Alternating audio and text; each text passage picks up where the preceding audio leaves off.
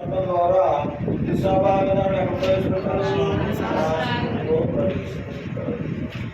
మొత్తం ఏది ఏమైనప్పటికీ ఆర్టికల్ 168 దేనికోసం చెప్తుందంటే శాసనసభ నిర్మాణం కోసం చెప్తుంది. ఆర్టికల్ 168 శాసనసభ నిర్మాణం కోసం అని చెప్తున్నాను. ఎన్నున్నాయి శాసనసభలో అంటే కొన్ని రాష్ట్రాల్లో ఒకటే శాసనసభ ఉంది, కొన్ని రాష్ట్రాల్లో 2 శాసనసభలు. అంటే శాసనసభలో మొత్తం మీద ఎన్ని సభలు ఉంటాయి? 2 సభలు.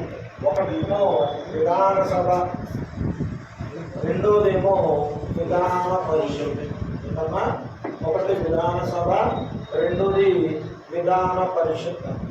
సాధారణంగా ఏముంటుంది? విధానసభ మాత్రమే ఉంటుంది.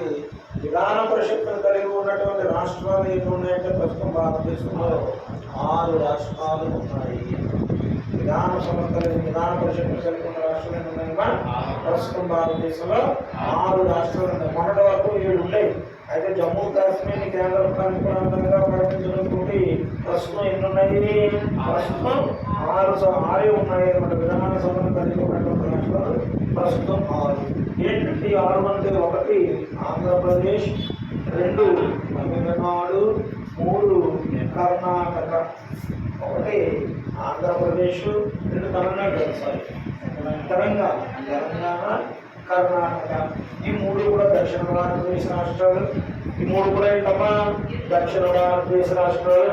ఉత్తర భారతదేశంలో అయితే ఉత్తరప్రదేశ్, బీహార్,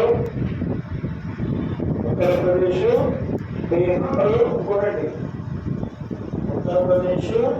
బీహార్, మహారాష్ట్ర. మొత్తం ఎన్ని వచ్చాయి? 6 వచ్చాయి. మొత్తం ఎన్ని వచ్చాయమ్మా? 6 వచ్చాయి. కానీ ప్రస్తుతం భారతదేశంలో విధాన పరిషత్తును కలిగి ఉన్న రాష్ట్రాలు ఎన్ని? 6. ఏ నీటి కొరత అమలవుతాయండి? జమ్మూ కాశ్మీర్ ఎప్పుడైతే జమ్మూ కాశ్మీర్ అనే 2 కేంద్ర పాలిత ప్రాంతాలుగా విడగొట్టారో దాంతో ఏమైతే ఇది రద్దయిపోయింది. కాబట్టి ప్రస్తుతం ఆ భారతదేశంలో విధాన పరిషత్తును కలిగి ఉన్న రాష్ట్రాలు ఏంటంటే అయితే విధాన పరిషత్